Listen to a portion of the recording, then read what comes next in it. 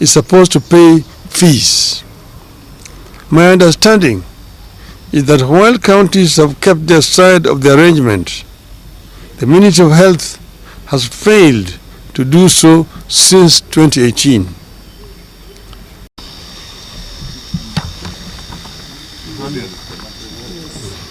Okay,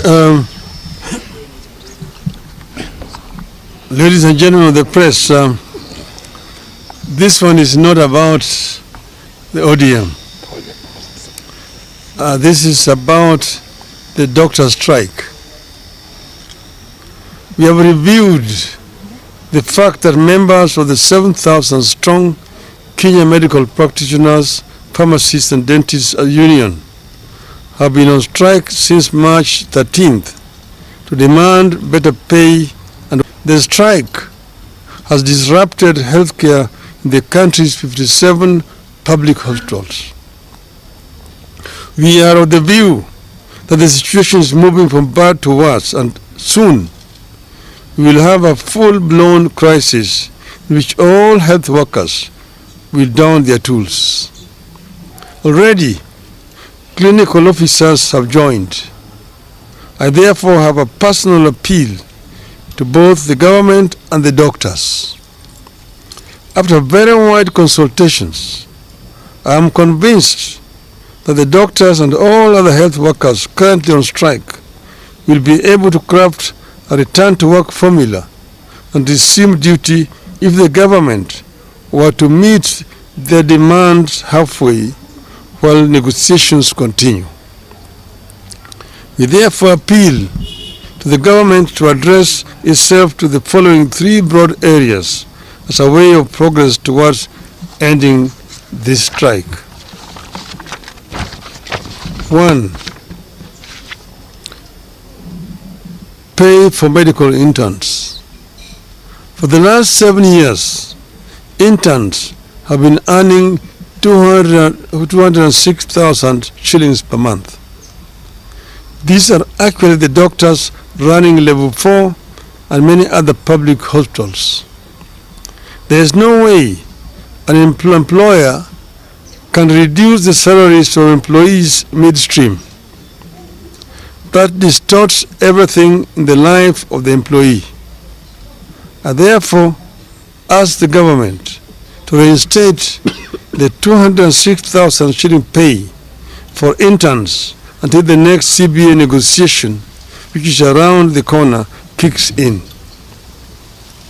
During that next round of negotiations, both parties will put their cases on the table for consideration. 2. Fees and salaries for doctors pursuing further studies.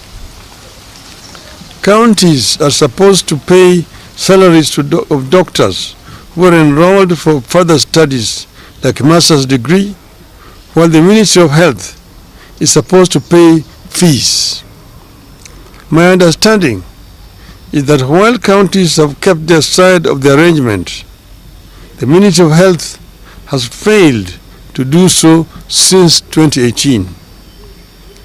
As a result, a number of doctors cannot complete their studies and graduate because of fees owed. And as they retake courses, counties have stopped their salaries because those doctors have overstayed in the college. I urge the Ministry of Health to immediately engage the doctors and their learning institutions with a view to clearing the fee balances and enable the doctors to complete their studies. The ministry must also engage counties to resolve the issue of pay for doctors who have overstayed in the college through mistakes not of their own making. The ministry should also work out a plan for paying stipends to doctors who forego county salaries and ministry fees and privately fund their higher education while offering services in public hospitals. Such hustles should be supported. 3. Address the problem of doctors on contract. I have been shocked to learn that some of our high-end hospitals are hiring doctors on as short as a month, 2-month or 3-month contracts. This is wrong.